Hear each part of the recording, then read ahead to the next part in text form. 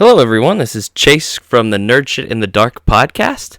I'm just here to give a little heads up. There was supposed to be a new episode of Nerd Shit in the Dark this week, but surprise, surprise, I had my kid. So I am a little too busy to record and edit a whole new episode of the show. So for now, you're going to be listening to an episode we recorded before we had any of our equipment from about a year ago. It's slightly edited. Not really severely, didn't have a whole lot of time on it, but still that same good nerd shit in the dark quality you've come to enjoy, at least in conversation. So have a little listen. We'll be back hopefully with new recorded episodes in a couple of weeks. We have South Park in the Dark. That's still coming out on Wednesday and every Wednesday. Luckily, we got a few of those in the bag ahead of time. But for now, enjoy this one, and I'll see you guys in a few weeks. Bye. Don't be a narc, we'll light up your spark. It's time for nerd shit in the dark.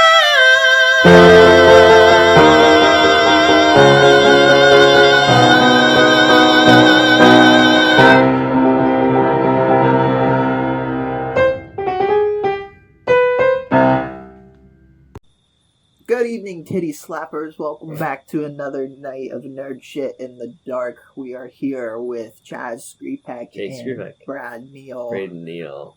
Here coming at you live from Clearfield, Pennsylvania. Okay, tell them where I live. Yeah. Well, I guess they didn't know. I don't I live guess here, I just told them where. So now you're I feel fine with giving that information away. That's fine. Even though we both grew up in Punxsutawney, and that's where we usually That are. is true. That's where you sleep at night, is in Punxsutawney. Land of the groundhog. I'm from a famous place. You are a famous groundhog. I actually am a famous groundhog. To me, you are. Yeah. You always be my favorite groundhog. No, good to see everybody back here tonight. Yeah, it's been a while since we've recorded, and it's good to be back in the studio. it felt right. We have our boom mic set up. Yep. Got the on-air sign is on. It's good to see that light on again. I got my DVDs and stuff around us in the background, even though you don't see it. Yeah. If we were a YouTube if we transition into a YouTube channel, stuff. which maybe We could do that. Yeah. We could record. We could expand. That could be fun. Yeah. Yeah. So we have been drinking. Braden brought up titty slappers when we started. Yeah. If anybody caught that. You don't have to be. You can also watch our show if you're more of an ass slapper. That's true. We don't discriminate. Yep. Between what body parts no you like foot to slap. slappers. No foot slappers. We'd rather no feet people watch our show. Yeah. I don't know if Swag's a foot person, considering he's our only audience. Swag, if you're a foot person, please let us know. You can keep watching. Let us know, but know that we accept you as a foot person. We accept you. You're only a watcher, so yeah. We gotta kind of keep you. I don't know what to do with all this. I know. Okay.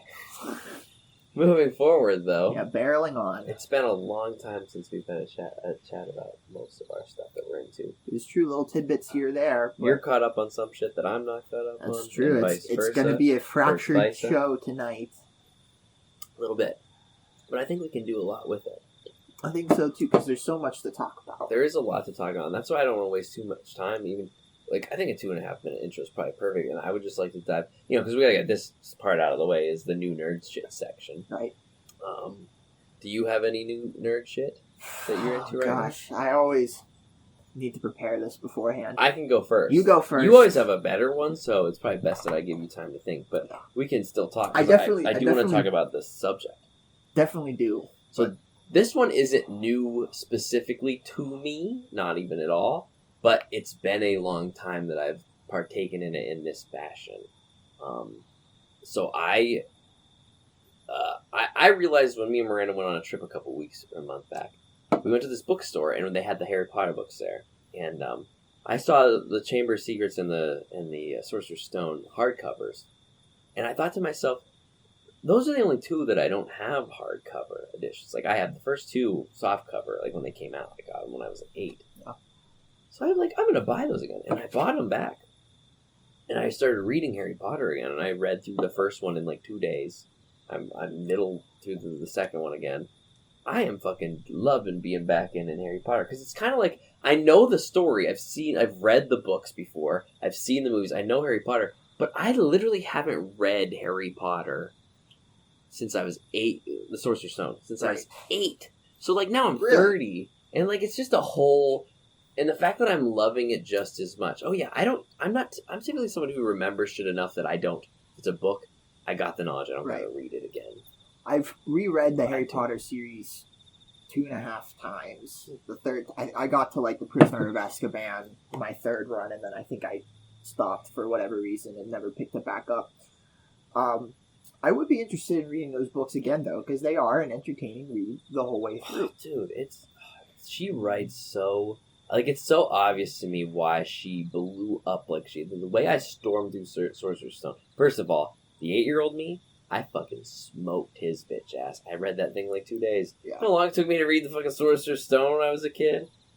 Couple weeks at least, man. And I felt like I was tearing through it. Those felt like big books when you're that young. At all. I mean, I'm sure once I hit Goblet of Fire, it's gonna feel big again. My first book was Prisoner of Azkaban, actually, because it was like the big one. The one that was a little bigger. It was like the one that was in my school library. Okay, and I just checked it out for my library book. Oh, you read that one like before any of the other ones? Before any of the other ones, I'd seen the movies, so I knew what happened in the previous 2 books. Okay, well that's good at least. You didn't just hop in. Yeah, I was a fan of Harry Potter, but I always thought the books were intimidatingly big because I didn't think I could read big books at that point. 300-page books when you're a kid. Turns out they're really good books. Easy to read. Very easy read. And so yeah, Prisoner of Azkaban was my first book, Harry Potter book. But yeah, I haven't revisited the series in a long time, and I probably should, especially because of the sad news today. I know. Oh my god. So that's me. I've been rereading these books all week. I've been into Harry Potter. I see that today, and I'm just like, yeah. What's it? Robbie Coltrane. No. Rubius Hagrid, I think, was what you were looking for. No, the actor's name. I know. It sounded weird coming out of my mouth, which is why I hesitated afterwards. Most things do. Because I was just like, I really don't want to say this man's name wrong. He just died today. Yeah. Yeah. Hagrid of all people. Yeah. Yeah, dude. It was really sad to see. Because I feel like I've just been, like, reacquainting myself with the guy, like, Hagrid at least. And to find that kind of shit out. Sad. Very sad. 72 years old. That's a fucking gamble. But back to Harry Potter. Right. It's cool. One, I liked, like I said, being 8 and then being 30. Like, it hits me the same way, but it's different. You know what I mean? Oh my god. Even when you know what's coming, like whenever Snape's doing shit. Like, that's another thing that's fun about it. Because the first time you read the Sorcerer's Stone and you get to the end with Quirrell, you're like, oh, what? Hell, no way. Like, everything's... But once you know, you're just looking for it through the whole book. Like, she's a genius. She just sprinkles... There's stuff they just toss on. There's, like, quick little conversations in the first one where Hagrid's just like, yeah, I got expelled. Don't want to talk about it. It's like this big fucking plot point in a later book. Yeah. Like, she had things ready to go. Well, that was the when I realized I liked the books better than the movies. Because originally I was one of those people who was like, oh, I just like the movies. I'm not going to read the books. Yeah. And then I read them and I'm like, oh, there's way more to the story than you even see in the movies. Even though the movies do a pretty good job. They do a pretty good job. They just leave out, like, certain things and, like, certain things. Like, certain aspects of scenes are changed and also just things entirely. Yeah, it's definitely an adaptation. For sure. But well done, I'd say. But honestly, I, like, fuck, man. The 7th Harry Potter book is my favorite book of all time. All time. Even with 2 movies, they didn't quite get everything going on in that book. No. And that's what sucks. Like, there's a fucking fantastic scene in... I always bring this up. This is my main example all the time. Fantastic scene in the Deathly Hallows book where, oh my god, Scabbers. Fucking worm... Peter Pettigrew. Peter Pettigrew. Yeah. Jesus. What was his, like, nickname though? Wormtongue. Wormtongue. No, that's Lord of the Rings. Is that Lord of the Rings? That's what I was going to say. I've been watching Lord of the Rings so much that I'm getting my characters Wormtail. Wormtail. Okay. I get them confused all the time. I literally... Terrible. Yeah, I thought for sure Wormtongue. But he saves Harry in Malfoy's manor, and his fucking hand that Voldemort gives him chokes him to death. It's so fucking awesome. It's such a bad... Like, that whole book is just sprinkled with, like, it's my favorite because it's banger after banger after banger after banger. And the movie doesn't portray any of that, like that kind of scale. No. But also that scene, what happens? What's the last thing you see Peter fucking Pettigrew do in the movies? Somebody breaks a fucking bottle over his head and he just drops. It's like comic relief. I'm like, that motherfucker had an arc, and it was awesome. And he stood by his best friend's kid for the first time in his fucking life, and it killed him. So no, I don't like the movie. I like the movies, but like they, like, or even Half-Blood Prince.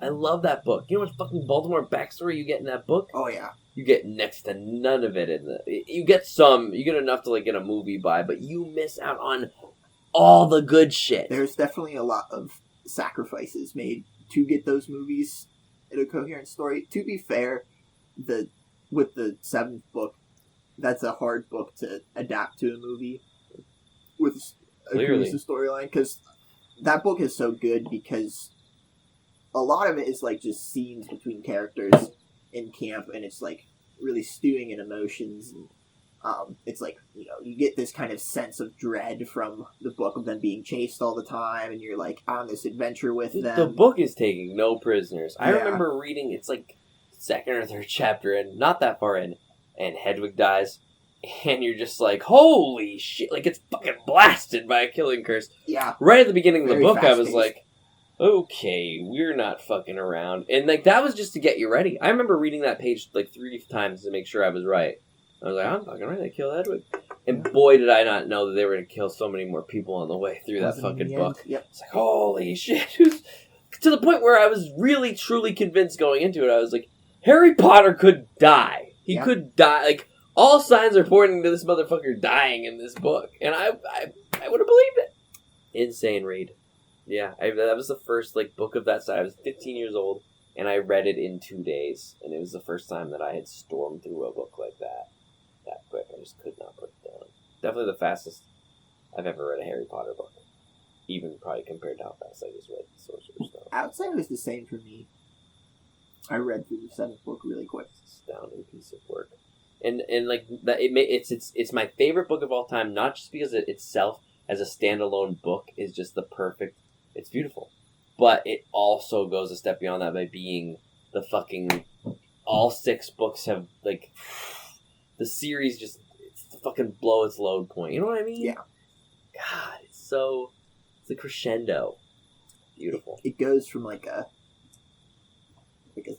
children's book to like a fascist empire taking over. Very, very subtly, but also very cool. Like, after rereading the first book, I'm just kind of like, okay, this is all fun and games compared to even like the ending. I was like, ooh, like from the point where Harry starts to talk to Quirrell to where he is already in the infirmary back at fucking Hogwarts talking to Dumbledore. It's like 7 pages maybe, and it's like, wow, this is just plowing through. Right. As a kid, I was like, these pages are taking a long time. This is a big scene. But when I read it yesterday, I was like, oh boy, fuck. Made it through already. And it's kind of like, I'm not going to say it's a bad ending, but it's like Harry is being attacked by Voldemort, and Harry wakes up in the hospital, and it's like, what? It just happened so quick. But it's at that point in time, she was just writing a kid's book. And He doesn't those really kids use grew. magic in that fight. No, he He doesn't. just kills him. He doesn't do anything. Yeah. He doesn't do anything at all. Harry Potter, in that final part of that movie, doesn't do a damn thing. Everything else that happens to him, the friends solve, and then he's just Harry Potter. And because his mom loves him, Voldemort can't touch him. It's very convenient. But it's fine. It's like, whatever. Still good. And I'm loving reading through the second one again. I love reading things. We've been going about Harry Potter for a long time, and we'll wrap it up real quick. But I love going through the book because you know who became practically my favorite character by the end of Harry Potter? Take a guess. Who became practically my favorite character by the end of Harry Potter? Draco Malfoy. No, come on, be serious. Trying to remember all the By characters. the end, I mean, Trying to remember all the characters of Harry Potter. you really only get to see who he is by the end. Neville. Neville? I mean, yeah, Neville's cool too. Snape. Oh, yeah. Snape became my favorite. You've told me this before. In one book, he became literally the greatest character of all time. Yeah. and it's fun going back and reading like the Snape parts right now. So fun because she knew what she was doing even from there. Like, oh, he always hated your dad. He hated your dad for whatever reason, and it was like, Yeah, she had... Snape was supposed to be a good guy lined the up whole the whole dude. time. He was in love with Harry Potter's mom the whole fucking time. Yeah. And it's so painfully obvious now. Even though he's still a fucker. Like, he's still just being a douche He still to be sucks, a douche. yeah. He's the best all at the same time. He's an unpleasant person, but he's not a bad person. That's how good she writes. The sixth book kicks off, and you find out that Snape is bad again. And you're like, it's the first chapter that you find out that Snape is evil again. It's like, this came out of nowhere. Yeah. And you believe that he's evil. She really tricks you into believing that Snape is evil again. Because he does evil shit, like... He kills Dumbledore, practically. Yeah. Just for her to fucking twist that whole thing. Oh my god. When I read, that's half the reason I couldn't put the book down. I was just like, every chapter is just giving me more of this beautiful character development. And just, oh my god. It never saw it coming. Who would have ever thought, like, she gives it away but doesn't the whole time, that Snape was in love with fucking Lily. Insane. And there's this whole backstory of them growing up together. And it's just like, oh my god. I thought And that he scene was done well. died. And the last thing he wanted to see was Harry's fucking eyes. Because they're her eyes. Holy shit, man. It was crazy. In the midst of all this chaos, this little arc is happening. And it changes how you see an entire character. She was good at that. It sure was. So yeah, that's my new... It's not new. It's definitely not new to me. It's not new to anybody, but I love Harry Potter, and I always have, and it's always good to be reintroduced to, like, how much you love something. Right. I was going to say the Cyberpunk show. Okay. I watched through that in 2 days. Yeah, I've been watching it at work, and I only watched the first 3 or 4 episodes. I do really like it, but my interest at work cycle quick. It's very... I really enjoyed it. Beautiful. I don't know if... Like, it did re-spark my interest to try out the game again. Yeah. Which I know that was, like, the point of it. Like, it was... And it did well. Some, like, dual advertising thing for both the game and the show. Yeah. But the show was very good. And the game wasn't bad. It was a buggy mess when I played it. I heard they fixed it, though. And I also heard they fixed it. And I believe it because the same thing happened with No Man's Sky. So I think it can happen again. Do you think, like, the update would just go onto my Xbox? Or do I have to buy the game again? No, I mean, I think you can just download the update. Yeah, it's just a patch. Okay. So as long as you have the game and it's on your Xbox, you'll probably get on and be like, this game has a fucking update. You have to wait a little bit. But, Probably like a few hours. yeah, maybe. I don't know if it's even really super big one, but yeah, I just started watching videos because I wanted to buy it after I had watched a few episodes of the anime. So yeah, it works. Yeah. It caught my interest again. It worked. They knew what they were doing. Yeah. But the anime is really well done, and I've heard it's got like an 100% on Rotten Tomatoes or something. yeah, the story's great. First 3 episodes were really good. Yeah, it's like very good. Like, this is the best thing anyone who's a fan of cyberpunk aesthetics could have asked for a cyberpunk show. I think like they really nailed it down a lot better than the game initially did. Or I think it was, Which is what you want. yeah, the game I think was supposed to be amazing. And it wasn't bad. It just needed to be fixed. But even with how much of a buggy mess it was when I first got it, I still played like it for fairly long. Yeah. Yeah, but the thing is, like, when that word of mouth is that it's a mess, people won't buy it. So even if it has a good story, a lot of people weren't seeing it. Yeah. So I think they found a good way to get people. Here's our idea. We want people to at least see this idea we've come up with. Yeah, well, the biggest thing is just you could very obviously tell that it was unfinished. Like, they didn't put... Like, they had plans... You could see in certain parts of the game where they had plans to expand more things, but just didn't have the time, because I think the developers were really crunched for time, and it was already, like, a super delayed game. And so they were behind schedule for a really long time. And You just didn't have enough time to fix it. Just they should have pushed it. And it's funny that we have a podcast actually from 2 years ago when the game came out where we were talking about the game itself, kind of like this, but a little less hopeful because now it's fixed. And back then it was like, here's this fucking game. You can tell it's not finished. There's this one game that's being crowdfunded. It's like Star Citizen or something. It's some like space game that it's gotten really famous because it's like been a crowdfunded game for like the past 10 years, and it's still like millions of dollars have been added, like from the initial hype of when it was first like they first released demos of the game and stuff. Jesus. And like people keep sending them money, and no one knows where the money goes, and it's been like 10 years and it still hasn't come out. Is it ever gonna come out? It's probably not.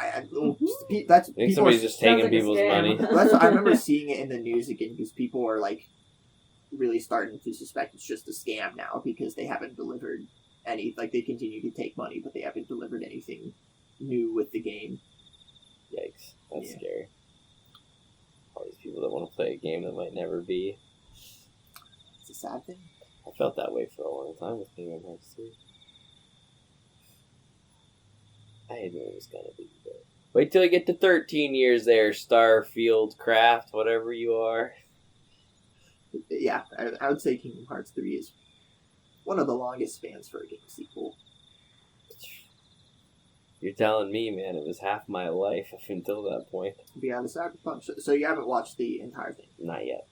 Yeah, so I won't I do need spoil to finish through it. anything that happens. But no, the characters are really good. I like the voice actors. voice actors are doing a good job. Oh my god, I can't believe that. The main dude's like Tanjiro's same voice actor. Yeah, that's wild. Sounds the same but different. It's weird. Yeah, he's it's a voice very actor, strange. so he's good at that. But And it has everything. It has hyper violence and boobs. Super. And, yeah, oh, dude, yeah, fuck.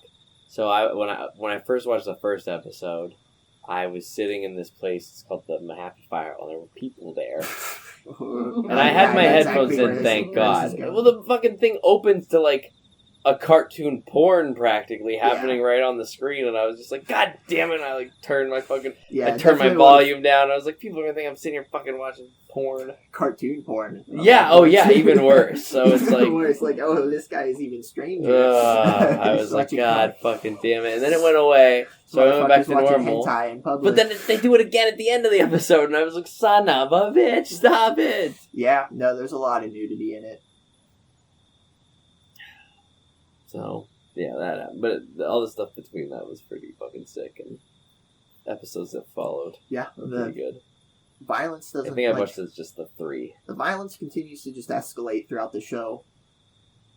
Cool. Does it have like a definitive edit, or do you think there'll be like a second season? Definitive edit? Definitive. I don't know if I've said words there. It's hard to say, but the next season of the show, if it were to come out, would be very different from the first season. Is all I would say about that to keep things spoiler free. I don't think I've had a drink in this cup this entire time we've You been have sitting not. here, but I have been like taking little sips out of it. Little nips. And like little drizzles of what's left keep hitting me, and I'm sitting here unsatisfied. And it's because I haven't had a drink literally the whole time we've been sitting here. Do I look like a psycho to you guys, or what? I honestly took a while for me to register. I didn't even notice it this didn't whole even time. notice. I thought Nothing. there was just more drink left in there. It just wasn't seen. Me too, apparently. I definitely need to get another drink, but no. So I mean, that definitely covers new nerd shit for us. That was a good one. That probably would have been my thing like 2 weeks ago when I first started it, but Yeah, I I finished it and it is good. Can say. Can confirm. can't confirm. Good. Good. That's our rating system. Good. Good. It's Good. good. Do There's we, no do we have numbers. above good, or is it just top off at good? I think it's Fantastic. fantastic. So you don't think it's fantastic? You think it's good? You think it's good? Like there's like good. There's good. I think That's it's good. volume too. There's Yeah, good, good. good, fantastic. It is good to fantastic. It's good to fantastic. Yeah. It's in that range. That's great. I mean, it's got 100% on it. Like, it Yeah. must be good. Another show that I think is in that same ballpark is also another one I want to finish is the that League of Legends TV show. What's it called? Arcane. Yeah, I Yeah. heard that's fucking awesome. You've never seen it? I saw the first episode and then I Really? It took you. I never knew you didn't watch it. I assumed everyone watched it when I first. You would think I started it, but it was like Thanksgiving break or some shit. Like there was a gap, and then I just never went back to it. Yeah, that's also really good. Yeah. So yeah. Netflix does great when they stick with. Did you give that a good? And I would give that a good. Good to Yeah. fantastic. A good to fantastic. I didn't like Arcane as much as like I didn't think it was like the greatest Okay. anime of all time, which like some people are saying that. Yeah. But I did really enjoy it, and I like that you don't have to know anything about League of Legends to still follow the story. Like the story doesn't rely on. Yeah, it kind of tells you what's going on. Yeah. Pretty well, at least from the first episode that I saw. Would you say that Cyberpunk or Arcane? Which one do you think is a better show? Which one do you think is good to fantasticer? I personally enjoyed Cyberpunk more. Okay. You're a little more connected with that game, though. I'm a little more connected with that game. I like Cyberpunk shows more, even though Arcane also was cyberpunk-ish in certain aspects. It was more steampunk-ish, actually. That's what it's called. Yeah, definitely. I would say, but which I like both, but I'm more partial to the cyberpunk thing. I would say most people would say Arcane's better, though. Okay. Interesting. But my I need to watch both. personally, I would put Cyberpunk above it. I'm definitely more episodes into Cyberpunk, but Cyberpunk's episodes are shorter, I believe, than Arcane. They are, yeah. Arcane had like a 45-minute first episode or something like Yeah. that. Yeah. Maybe longer. But I do want to get back to it, and I mean, I have a lot of time to do that. Yeah. I'm choosing not to. Instead, I'm reading it. Reading something I've already read because I have a problem and I like to be comfortable and I don't like trying new things. That's because they're common. I scary. do the same thing. I love discovering new shit, Me too. but it takes me a while sometimes to do it because I'll just rewatch the shit I already know is good. And that's typically, I think over the past couple of years, though, I have done it fantastic. I went from like just watching the same shit for a long time to I have tried a lot of new shit, and I'm very happy that I have. Yeah, like I'll usually try things if it has good hype. Ironically, She-Hulk was one of the only things I've actually kept up with and finished. It is ironic because it's the only thing that I haven't. Yeah, that is It was pretty the funny. first of the Marvels, other than What If. Do we want to talk about She-Hulk a little? I guess we could. We can talk about it real quick. I mean, Yeah, a little short segment because yeah, we'll call it. I didn't She-Hulk like it tonight. but I didn't think it was very good. I mean, I don't hate it. I didn't stop watching because I didn't hate it. Because I hated it. I just didn't see where it was going, and I just didn't. And when I saw what was going, I didn't want to keep going with it. Well, that's why I was gonna add on. I don't hate certain aspects of the show. There's even parts where I laughed and like thought things were It's good. funny Like moments. it wasn't like the worst thing on TV Yeah. or the worst thing that Marvel's put out. Like a lot of people will exaggerate, but a lot of the jokes did not land for me. A lot of the plot lines weren't super interesting to me, and I thought the finale was very bad. Yeah, from what I heard about it, it sounds like something I would definitely hate because I thought it wasn't going anywhere before. Yeah, To literally see it not go anywhere at all, and Yeah. then they shove it in your face. yeah. Fuck that. Yeah. So like that It's turns just- me off. It's And I will say, I think it is the worst thing that Marvel's made. I do think it is. Really? For sure. I mean, a lot of people would agree with you on that. And I'm not even like hating on it. I just think there's everything else in Marvel's so good. Even just can't sit some of through- the crappier things, I'm just like I just can't sit through Thor: The Dark World. I could more than I could that show. Because Oh. it's the first episode of She-Hulk, amazing. You think- I was pumped. And then the second episode it did what it did, and then it just kept doing that. And the second episode when it happened, I was like, this is funny, this is cute, this is fun. And then it did it again. And then it did it again. And I was like, yeah. The first episode teases you with potential because you see it like, it wasn't the greatest thing. Like the first episode didn't blow me away. I loved it. I wasn't like super excited. Good? I would say good, Just good. but I enjoyed it enough to want to continue watching it because I liked, some of what they were doing again. But yeah, I really just felt like I could see there's potential there. Like kind of sets up a character arc for Jen, or what you think might be a character arc for Jen, because like she's kind of cocky and annoying sometimes with certain things. She wants to be a lawyer instead of a superhero. Yeah, I think she's might like, get her to learn to be a superhero, perhaps. I think she's like better than Bruce. And honestly, like I'm not one of those men on the internet who complain about like men getting made fun of on things, but like that was kind of a lot of the show, was like them just like bashing men, which like after like I don't find all of that funny, because it's like not constantly, but like I can like laugh along with it, but like some episodes were centered around jokes like that. A fair amount of episodes were centered. I mean, there was an around entire character where his whole thing was just making fun of women, or like treating women like shit or something. Yeah, he comes back around. I mean, He becomes a Hulk. Shut the fuck up. That guy becomes a Hulk? The nerdy guy who dated She-Hulk. Dated She-Hulk. The one that she used to work with, who like womanized people? Oh no, not him. Okay. It was a guy she went on one date with, and he like fetishized her. Oh, that guy becomes a Hulk? Yeah. I barely remember that. He steals her blood. Oh wow.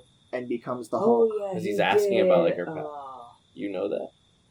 Didn't he at the end of that one episode? Yeah. Oh, did he at the end of the Well, episode? he did, and it worked, and he became the Hulk, and you see them start fighting, like him and Abomination start fighting, and then real Hulk shows up, bursts through the ceiling. Titania also shows up, bursts through the wall.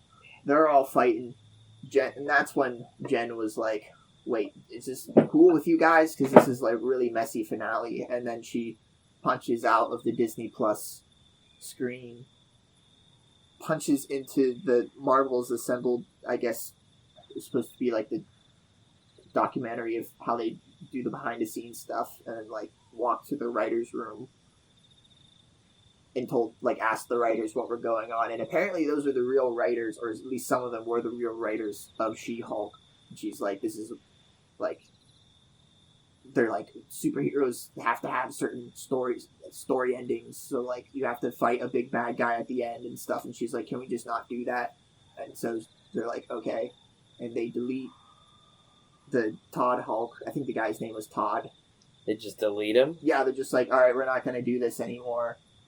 And then they're like, oh, an Abomination was there too, because you find out that like he was hired as a motivational speaker for this group that was like slut shaming She-Hulk, because some guy had sex with her and like filmed it, and they like posted it online. Okay, yeah, I saw in a review something about like she got like blackmail porn, and I was like, blackmail porn? Yeah. What are we talking about here? On She-Hulk? Yeah, that happens. That's fucking weird. In the episode with Daredevil. And they just end it like that. They just end it with like that. That's how they end it. Her being like, change those seeds, leave that shit. Yeah. That's how the ending happens. That's fucked up. She's like, this is how I want. Sounds like she walked out right when it was getting good. Yeah, and she's like, this is how I want the ending to actually happen. And then like the day changes, Daredevil shows up. He just like falls out of the sky because she asked for Daredevil to be there. And then the post-credits scene, she's having dinner with Daredevil and her parents. And then the Hulk shows up, and his son, Scar, Hulk's son, shows up behind him. He's like, hey guys, this is my son, Scar. And there's like a Hulk behind him.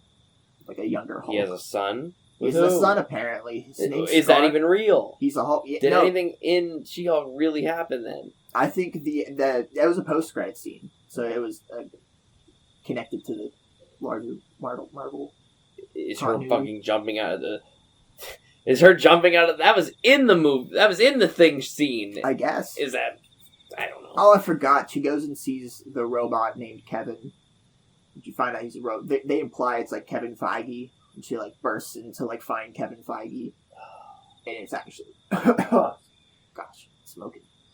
And it's actually a robot. It's like an AI. Okay, well, thanks for saving me about 2 hours of my life.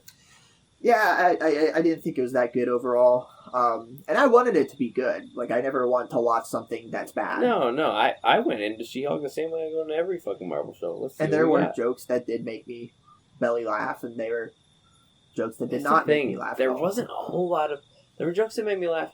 But here's the thing, especially when they end the show knowing with the third wall breaking thing. That's like clearly that's breaking through It it. becomes a plot device. I didn't. It resolves the plot. I didn't hate her third wall breaks. I didn't either. I didn't like them either. I didn't think they were funny. None of them were funny. You Like could they all seemed kind of forced instead of natural, and I was just like, okay. Like I just looked past them, but knowing that they make it a plot point, I'm like, well, it's like get me the fuck out of here. Deadpool's fourth wall breaking versus better. this fourth wall breaking. Yeah. Like, it's just way better. Like, that's the thing. You can do it and do it well, but like, you have to have wasn't well. competent writers behind it. Like sometimes it would be. Sometimes I'd even like what she'd say, and it still didn't feel right because the MCU isn't like that. Yeah, So it's just I saw a YouTube video. how long has this been sitting here? When did you bring me this taco? When you first started. Oh my god! I didn't know you brought me one. Thank you. You acknowledged that I brought it in. Did I? Sure did. I remember seeing you eat one out in the hallway, and I thought to myself, "She's shoving it in my face because I I don't brought have yours out way before I even made mine. Wow, I thanks, babe. was having a moment out there. Unbelievable. But yeah, I don't know. But that's just stuff sometimes. Sometimes you want something to be really good, you're waiting for it to be really good. Yeah. And I really wanted it to be good because, like I said, the first episode hooked me enough to want me to watch it. I mean, it's one of the only shows I've watched in recent times. it's like not a fucking Marvel show you've watched in a while. Yeah. Let's talk about it. Yeah, I I still haven't- Andor, which is great. I still haven't seen Miss Marvel, haven't seen Andor. Star Wars pretty good too. But yeah, it sucks when you think something's gonna be good and it ends up being not as good as you think. Because that really reminds me of just one thing in particular, which isn't the worst either. But like, I hope it gets better. It's Mushroom Kingdom. Here we forgot to pull that up. come. We didn't forget. Are we pulling it up now? Mm-hmm. Let's watch it. Let's do it now. All right. Let's do it live. I'm excited. We can't get Brayden? another drink. Yeah, we're grabbing a hit. Actually, while you're out there, fill mine up too. What do you need? Mix me something nice. Surprise me. That Not a whole lot to work whiskey's with. really good. So Brayden hasn't seen the Super Mario Brothers movie trailer yet. So we're gonna get to see him hearing it live. And we're gonna talk about it. And I'm gonna pull it up. And all Brayden really knows about it is he's heard me and Miranda go, Mushroom Kingdom, here we come, a couple of times. He's gonna get to find out what that means. Let me stress this though. I feel like I'm giving the wrong impression. I think this movie looks like it's gonna be really good. I think it's gonna be a really good movie.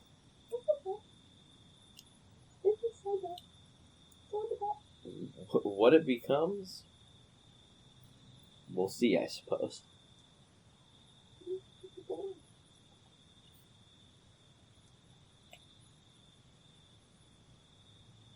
Also, I'll say this. I think you'll like Jack Black as Bowser.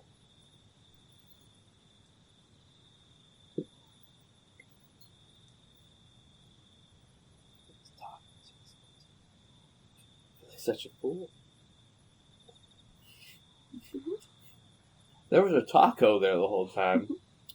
And I was sipping out of a drink that had This been is gone for outsta- fucking ever. What I didn't have, I kept going for. What I had, I didn't even try. But I will say, a pleasant surprise to turn around and just see a totally available taco.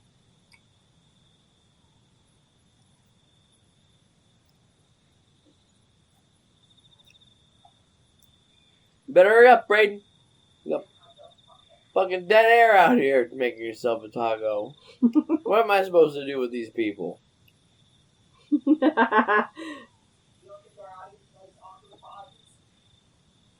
I don't know. I don't know if I'd like an awkward pause if I was listening to a podcast.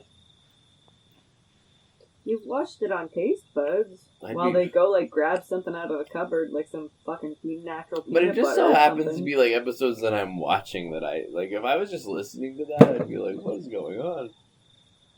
All right, Braden's back. I'm back. Got myself a taco. Did you get me a drink? I did. I left it out there.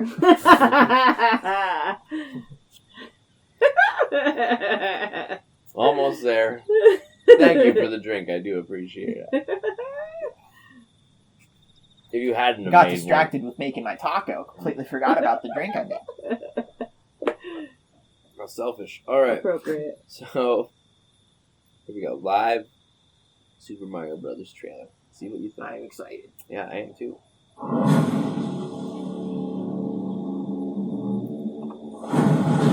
It's kind of like dead air.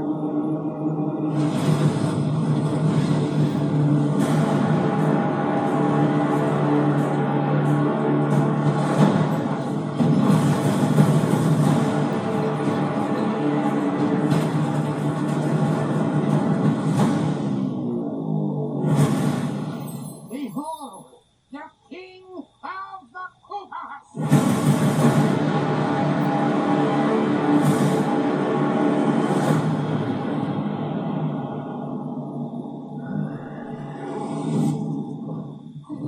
This looks great. Looks great.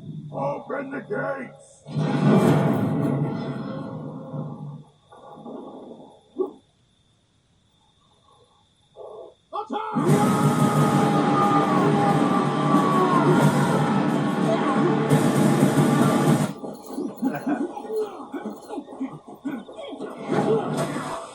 That is but a taste of our fury. Do you yield? I do not. Jack Black.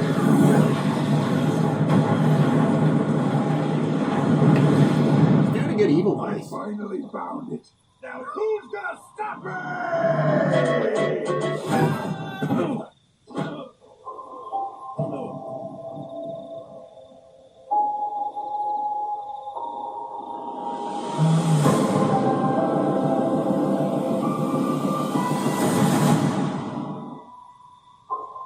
What is this place?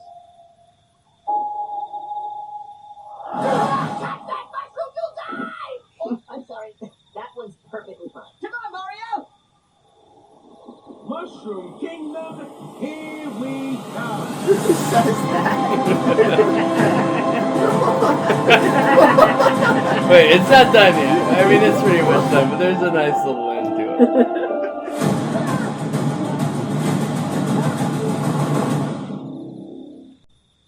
Oh, that's it. Charlie Day's Luigi, right? Yeah, he'll sound pretty good. Welcome.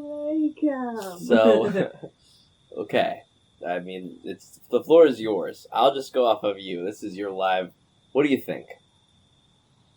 Well, I'm gonna watch it. Yeah, it looks good. Yeah, I would say it looks really good.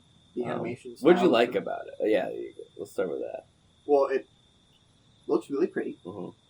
It definitely grabs your attention with the opening of Bowser invading for the kingdoms For sure. Animation looks tight.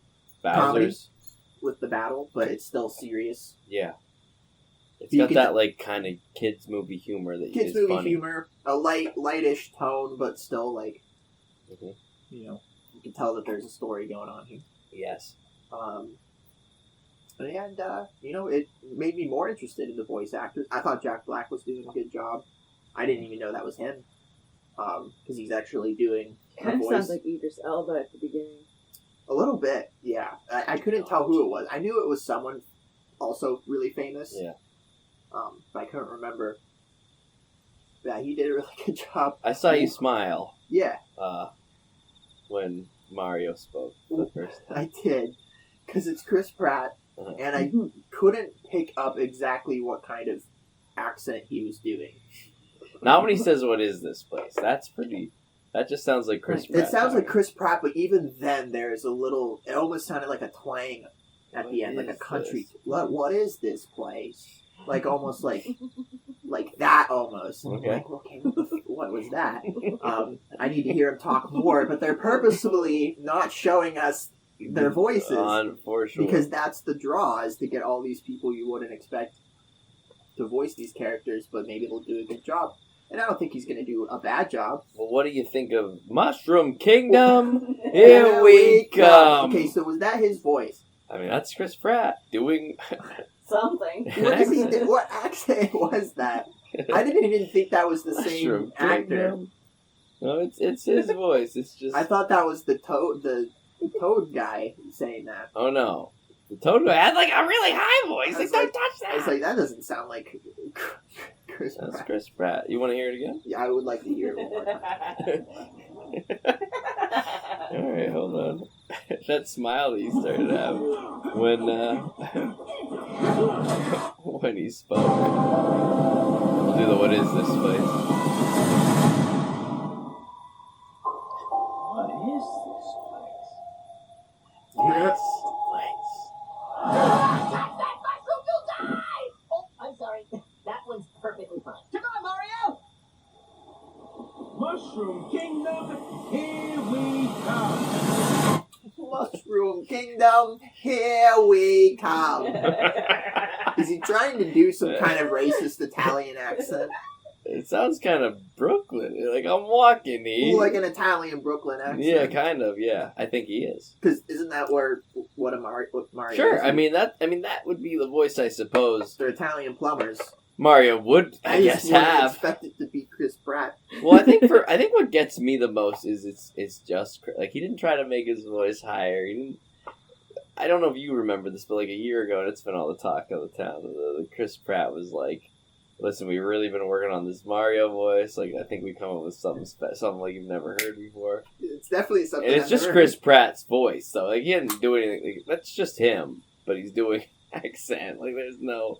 He's doing a very That's like if weird- I was like, "Crikey, mate, don't I sound like I've been working really hard on this voice?" Yeah, It's that's an my accent. voice. That's not a voice. Exactly. Voice, you change your tone and pitch. And So I don't know if they've got like that might not be what it actually sounds like when the movie comes out.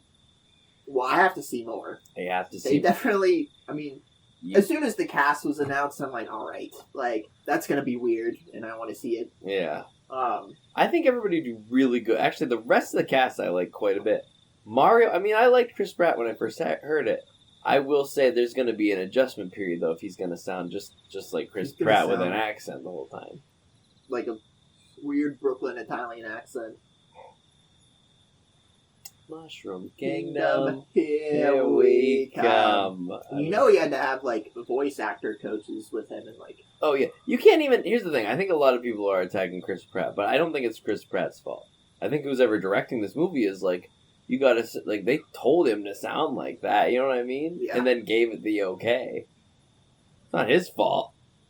But it is funny. they put it out there. Yeah, What is this place? he's just doing a job They're telling him what to do.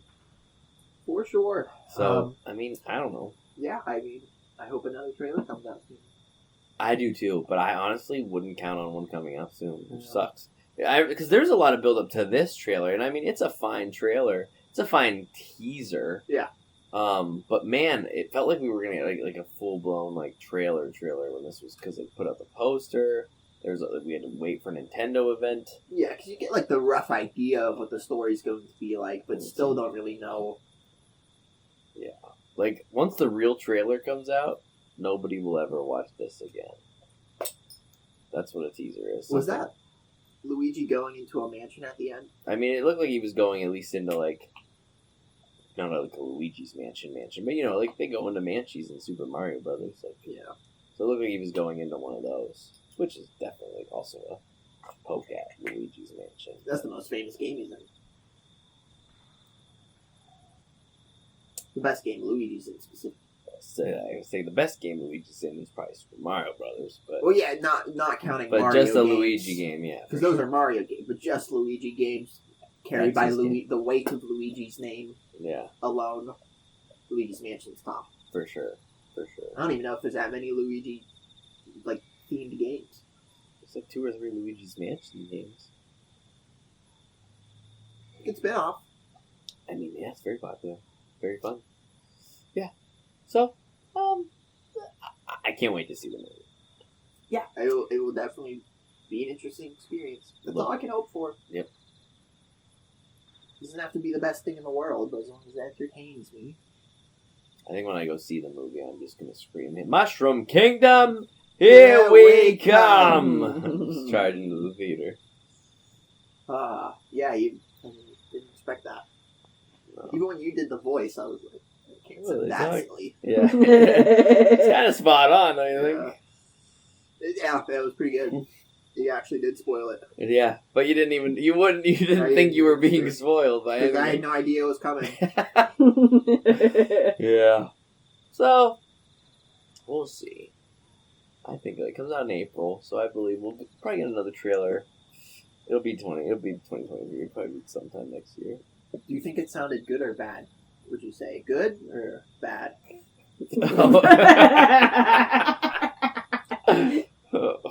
Or terrible. Terrible. I mean, fuck. So let's go. Okay, so let's have terrible at the bottom, bad, and then there's good, and there's good, and there's good, and then there's terrific. Alright. I think it sounds just maybe somewhere between bad and good. That's very vague. I don't want to say terrible. It's not that bad. It's but not terrible. It's Like not. you said, it will It's be not an good. adjustment I'm not period. happy about it. There's also a weird scene in line to be the first line. Right. You Like I hear, think maybe we have to see him in conversations to see. I what just it's need like. to see more because there's also it's like when he's getting up from that fall, he's like making a disgruntled face. A lot of people like just use that in like pictures, and they're like, "What the fuck did they do to Mario?" But if you look at Mario in every frame where he's just standing around or like looking like normal, it just looks like Mario. Yeah. It's just you've never seen Mario make that face. Like you've never had a He's reason never been in a the very game expression. to make a yeah. So I don't think he looks odd, but I certainly think he sounds strange compared to how Mario's always sounded in my head, which is For sure. whoa. Oh yeah. You know, It's a media. yeah, he has a very high pitch, Mario. and you couldn't. That's the thing. Like, where do you go with Mario? Because you couldn't listen to that the whole fucking game. Chris Pratt couldn't do a voice like that. No. Chris Pratt, but you couldn't listen, even if they just got the normal voice actor. Would you want to listen to that the whole fucking movie? Probably No, not. it works because he's a man of few words. Yeah. He doesn't talk in barely any of his games.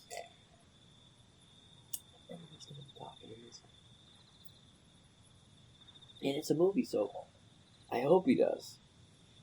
No, you should to move the story along. Also, be like, Let's do a Mandalorian type thing with Mario. for 2 weeks I've been having fun doing this Mushroom Kingdom, here we come, and maybe only a week. I don't know. It's felt like an eternity. I think it's only been a week. It has been a long week though. I can't, like, what if he has more? What if there's more shit that I can funnily make fun of that Chris Pratt just sounds like the whole movie? Oh, there's definitely going to be more. Let's tweak it. Hope this is a Sonic situation. So, yeah, there's Mario. Well, I guess it doesn't actually take that long to record voice acting lines. Like, you could knock that out in Probably knock that out in a day. a day. Especially if you already know what, Just gotta read them. You know what happens in the movie. You could definitely knock that out in a Unless day. you have to do like 100 takes or something.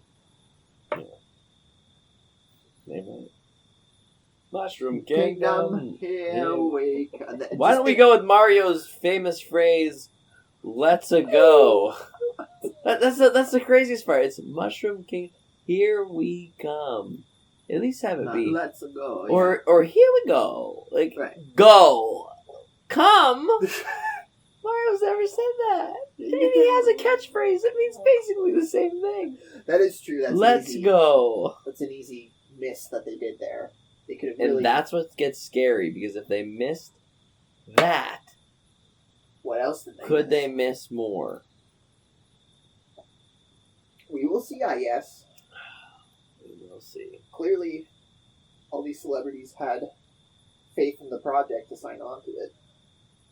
And I like Charlie Day, and I think he is actually a good fit for Luigi. Dude, I think everybody else is perfect casting. I think And I thought- Seth Rogen is Donkey Kong. I actually liked the idea of Seth Rogen as Donkey Kong. I Like, could love see him- the idea of see Seth that, yeah. Rogen as Donkey Kong. Bowser is Jack Black.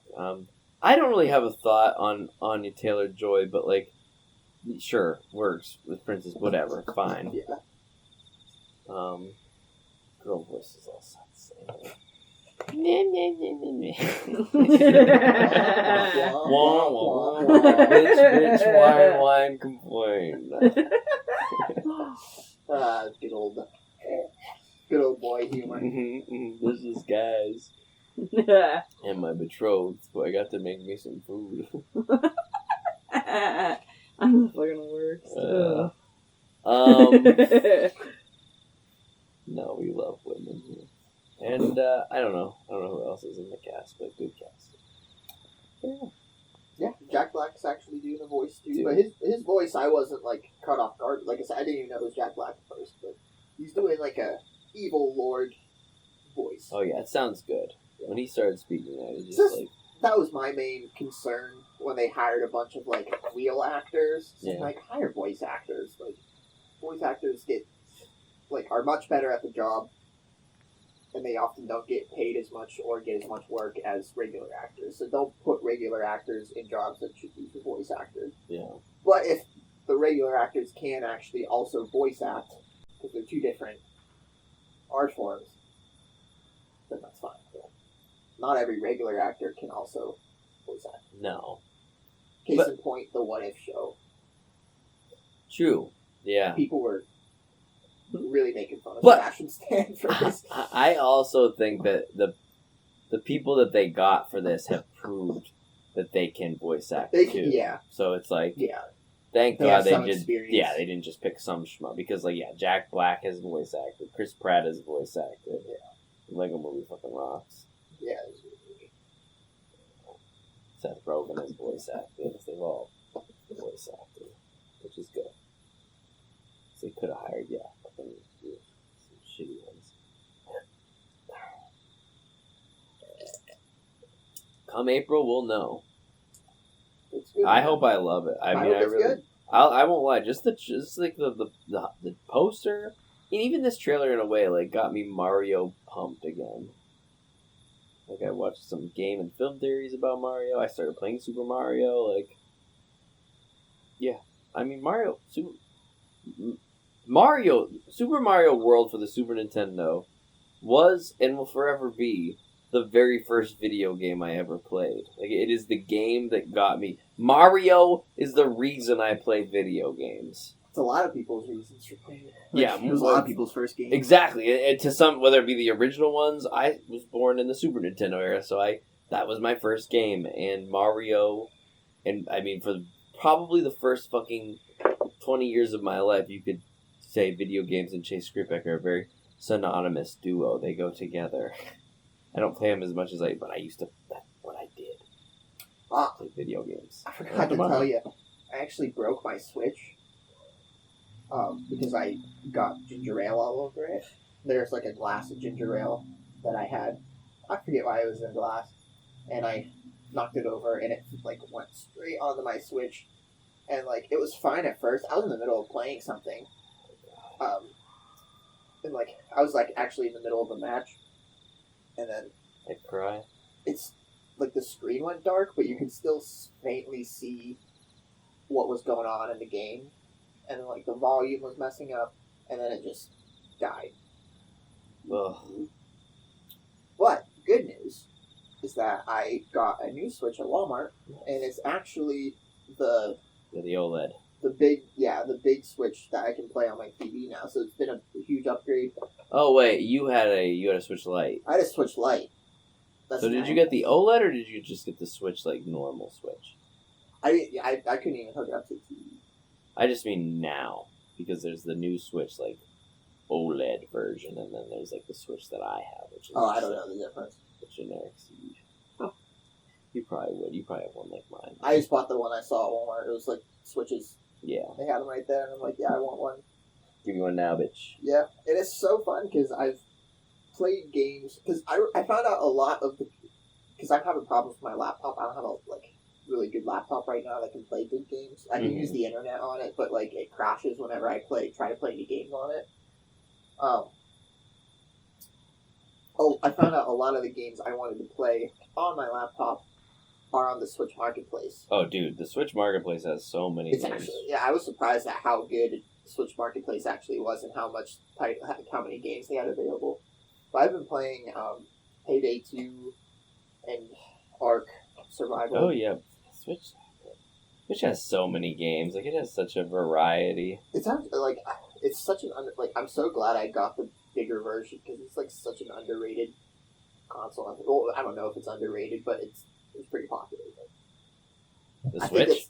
I think it's I don't think it's got a problem with popularity. It's definitely on par with PlayStation and stuff. Oh, for sure. I mean, Switches even they came out hard to get, and then they were out for a while, and then near the pandemic they were gone again. You couldn't buy them. I just bought Miranda a Switch Lite, and it was tough to find. That was the Lite. Now they're coming back again, where they're sitting in the stores again. But it's crazy. They had been out for 4 years, and then they were hard to get again. Yeah, Switch is very popular, and I'd be very sad if mine broke. I have my Steam Deck now, but I still will dick around with my Switch. Which I'm glad they had a hit with the Switch after the Wii wasn't competing as well as they wanted it to. Or the Wii U. The Wii started out... the PU, because that thing fucking stunk. It started out strong. People were interested in the novelty of it, and I liked the Mii Sports and stuff, but got old after a while, and there wasn't as much, good games available. It became a gimmick. It did become a gimmick, and it was, it got old after... I guess it was always a gimmick. A few games. But the Switch... the Switch has some gimmicks, but it's, really useful, cool... good gimmicks, you can switch from handheld to TV, and you have options. Oh, dude, that when I first saw that, I was I'm sold. Yeah. I remember seeing the first trailer for the Switch and being had jumped off the Nintendo train for a long time. The Wii U really fucked me off. Yeah. And then I saw the trailer for the Switch, and I was when can I get one of these in my life? And I mean, it's just a well-designed system. I pre-ordered mine as soon as fucking possible. I've had it ever since. Got it the day my grandpa died, which ironically was his birthday.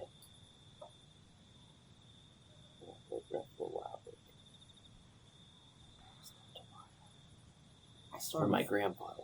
I still haven't finished Breath of the Wild. Me neither. But I have played a fuck ton of it. I think that's the draw of the game. That's what I think what happens to a lot of people. You just fucking do other shit. You just do other shit, and that's what I did. I just would explore around and find shit.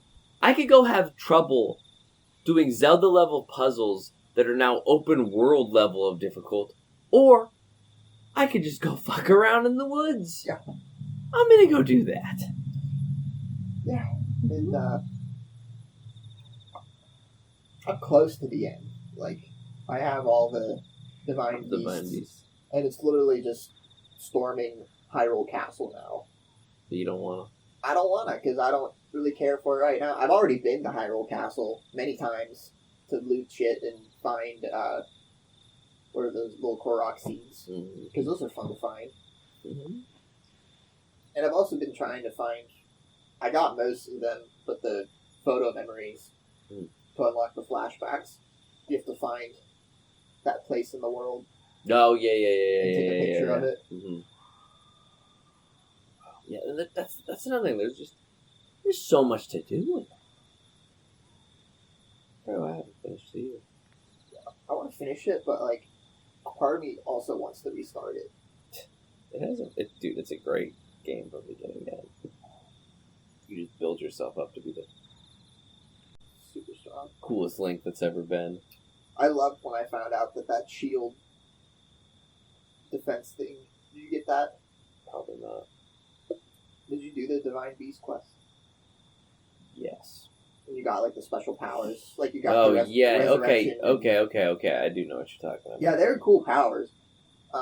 I was thinking of something very The one different. guy, the one guy gives you a shield that, like, if you put your shield up, any damage that you take is nullified and you shoot it back. Mm. And I found out that you can do that with the Guardian's lasers, and it just like kills them in Yeah. two hits. Play game. Yes, divine beast. A treat. I'll say that much. Let's go into the- Oh my gosh, I did. I love the end of our shit. I noticed that when we were in Zen room. That's awesome. Did you not know it did that? No. We saw about all sorts of things. Outer Banks continues to surprise us. Even when we're not even there. We're not even Or there. are we? Maybe we are. It's like Maybe we aren't.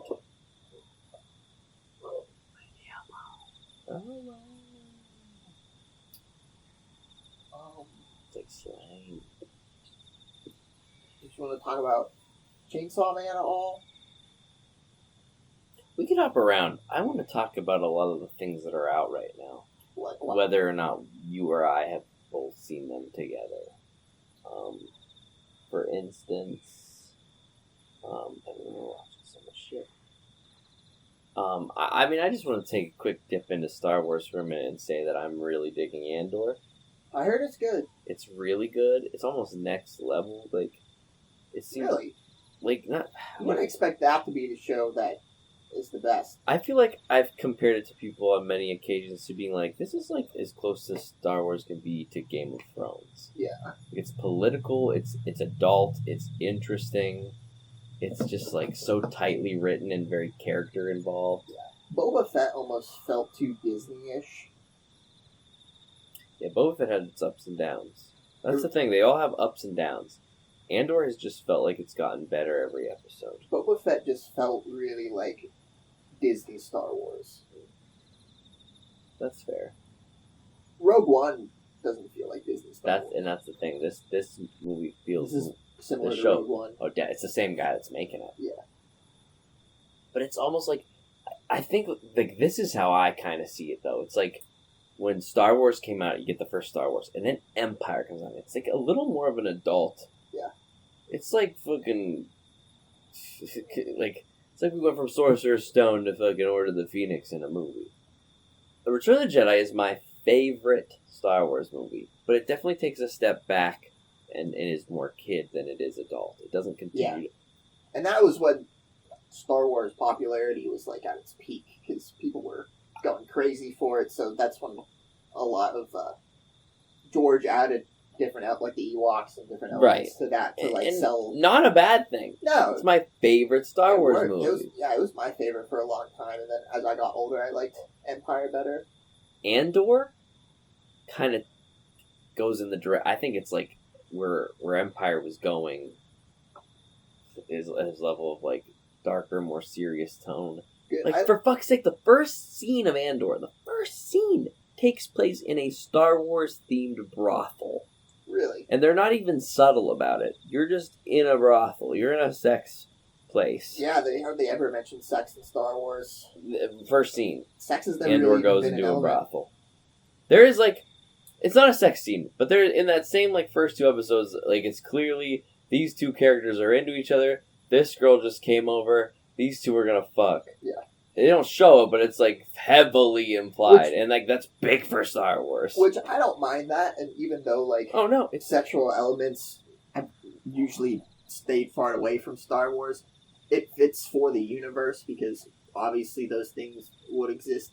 I know people were. it's all about family. You can only get family if you have sex. I know people were all worried about Don't quote like me on that. Lord of the Rings possibly like doing like being influenced by Game of Thrones and having like nudity in it, and nudity and sex stuff wouldn't really fit well in like the Lord of the Rings universe Or Star Wars. or Star Wars, but Yeah, so you wouldn't go that far, but that's what I mean. It does a good job of doing those things, but not feeling like it's not still that thing. And like I said, it's a whole like it's the building of the rebellion. It's these oh my god! There's 6 episodes in, and it's just like this is so good. You kind of gotta watch them as like little movies. It's like the first 3 episodes kind of play together. The second 3 episodes play together. Like they're like little movies. Yeah. And there's the characters. Like there's this one villain character that I'm so where they're taking his character, I'm just like, I want to know what the fuck this guy's gonna do. Like, I honestly think Star Wars is at its best when it's a darker tone. Yeah. Even though I like the comedy, and like the comedy is some of the best aspects of Star Wars to me, especially in the original trilogy, like the jokes and stuff there are classic. yeah, With the sequels, I feel like sometimes they're almost too much like Marvel movies with how they're quipping around. the sequels, yeah, okay. And prequels didn't really have... Prequels don't have a whole lot of humor. Prequels, a lot of the humor was aimed at kids. And the humor that is, if it's not the kid stuff, it's like the characters are making jokes. You're to understand that the characters all think each other, like they get the jokes, but you as an audience don't have to get the jokes. Yeah, because like the purpose of the prequels, well, one of the purposes was to like introduce a new generation to Star Wars, so it was heavily targeted to appeal to kids for certain things. Not Which to appeal George to Star says Wars. Star Wars. I mean, he wrote it for kids. It's Yeah. a movie for kids. Yeah, I watched it the first time when I was a kid. I mean, kids love it, I mean, that's typically when you watch Star Wars. but I also like when Star Wars does start, because like that Star Wars anime show. Go fuck it. Most of those episodes were pretty dark, I and they all love that were show. really Did you good. just call him girl? No, I don't know. I might. Girl, I fucking dude.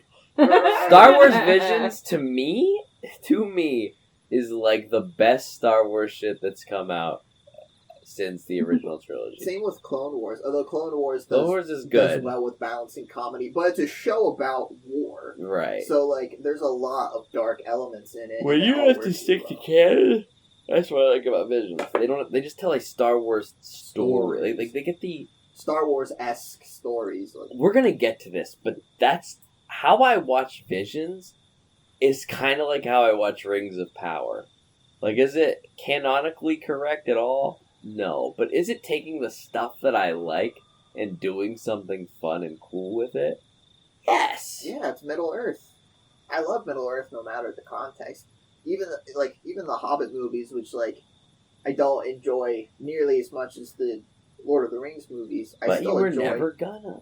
I still enjoy the Yeah. Middle Earth aspect. Like it's just a place I Like like I've stories to take place in. I've enjoyed the Rings of Power, but now that season 1's done, I am in a different perspective to the people that didn't like. There will always be the people that just didn't like it to not like it. That will always be a thing. They were never gonna like it.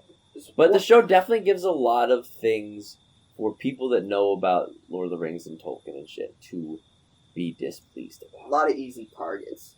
Things that they could have very easily not have done, and they still did. And I think that's what kind of also bothers me to a point. But it's like I'm still enjoying the ride. It's hard when you see these shows that some people are rooting to fail, because people were rooting for this show to fail before it ever came out for months. Bro, yes. And you want it to be so good that they can't. And when you see That it aspects that you know, like, oh, there's You- going to be some discussions about that. For sure, and it happens every episode. Yeah, that can be irritating. So that's what's hard, because I still like it, but I can't. Like, when somebody's like, well, blah, I'm just like, yep, they changed that. They definitely changed that. They're definitely doing their own thing. What I don't care too much about spoilers, because I'm going to watch it still eventually, but I know it's like, it's probably not going to be like the best thing I've ever It's solid television. seen. It's solid. If you don't know the lore, I think it's pretty good. Because I look past it. But what aspects of the lore, if you could give some examples, are changed? Are they super major, or are they overblown? I think there's some pretty big ones, actually, which is Yeah. why that's the thing. If it was just like some little things here and there, I would be still like, oh, guys, come on. But now I'm more of a guy that's like, okay, I see where you're coming from. I still like it, but Yeah, there's a lot of Tolkien purists that like it's such things that they could just not fucking change around, that they do, that makes it kind of go, man. From a small level to a big level, and that's what's also very hard. First of all, the timeline's very condensed, so everything's happening very, like, here we are. But like things they change, like I'll be honest, I'm not going to tell you what really happens. The show's called Rings of Power, but the first season ends with the creation of the Elven Rings, the 3 Elven Rings. Okay, And they're they're the first implying- ones, yeah. But they're not. They're not supposed to be the first rings that are made. So other rings are made. They should have, but in this show they're not. Oh, so they're implying there's whole other rings that exist. Well, the thing is, it's not that they're implying other rings exist. It's that they're implying that the Elven rings are the first ones that are made, and we now have to watch the other ones be made. Whereas in the actual lore, the Elven rings are the last three to be made before Sauron makes the One Ring. Oh, I didn't know that.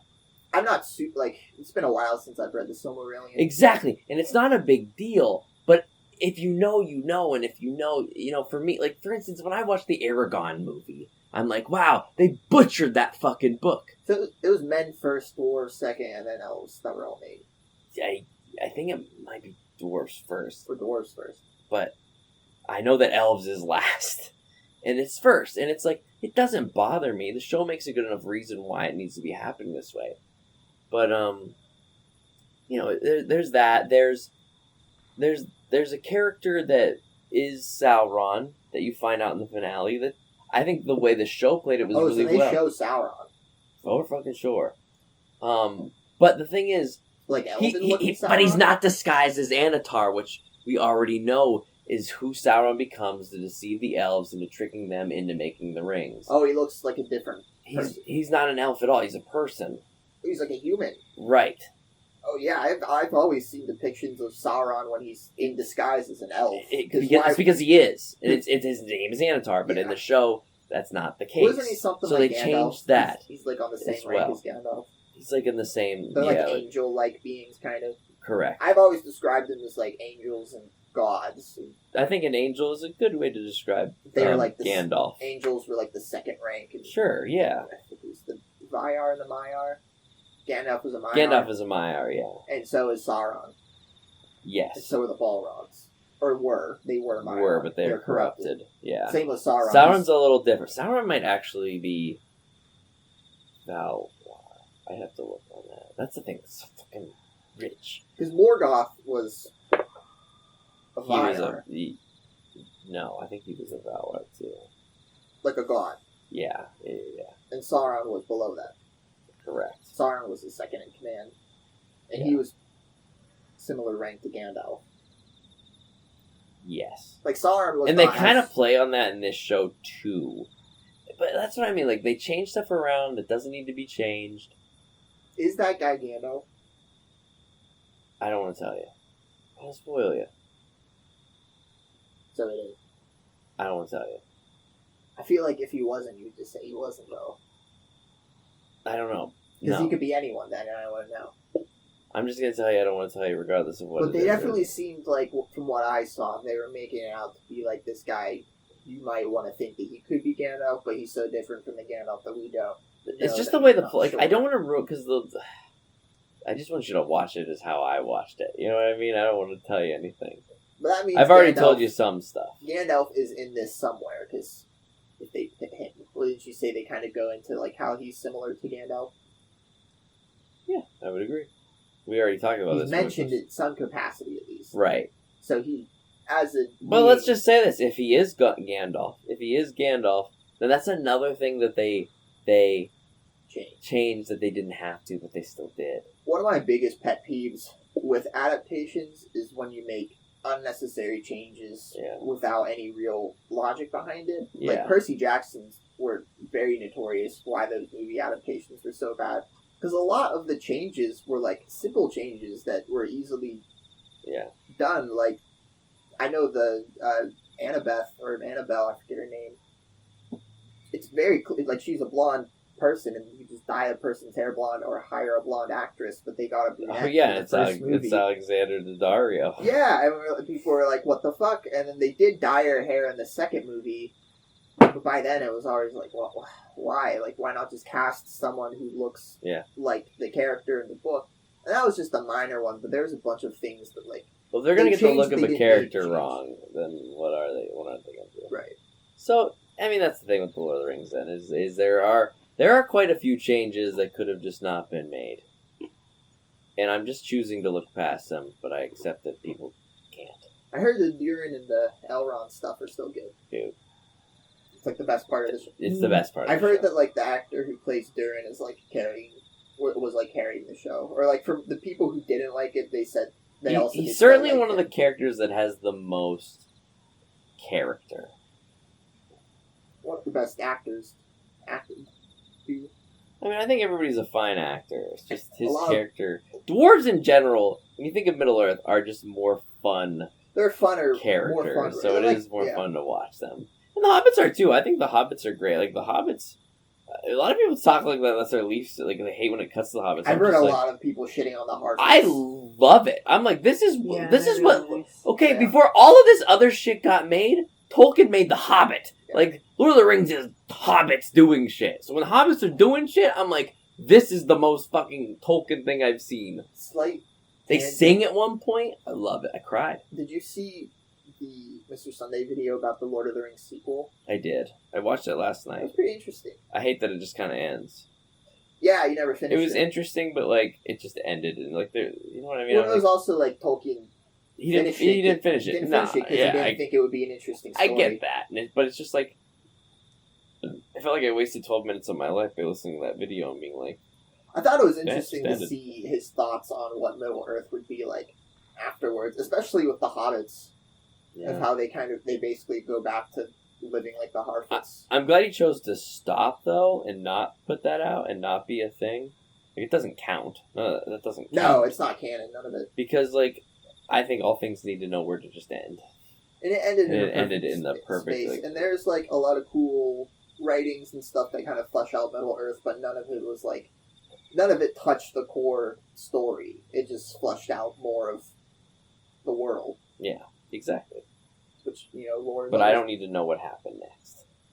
No, they almost always get it wrong. Very rarely do the sequels live up to the originals. God, yeah. So thank God he stopped it there because it's a little bit. So it was perfect.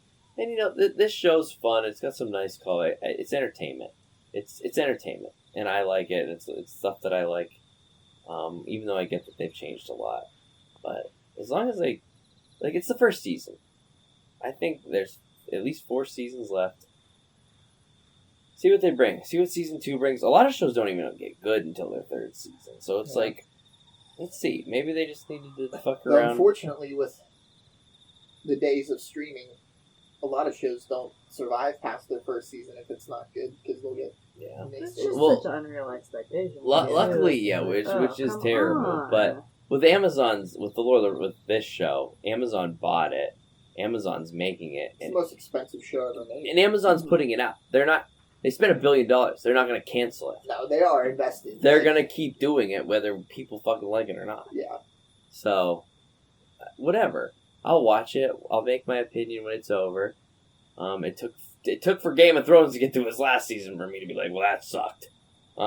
So who knows? So, do you think the next seasons are going to be forging the other rings until eventually forging the one ring?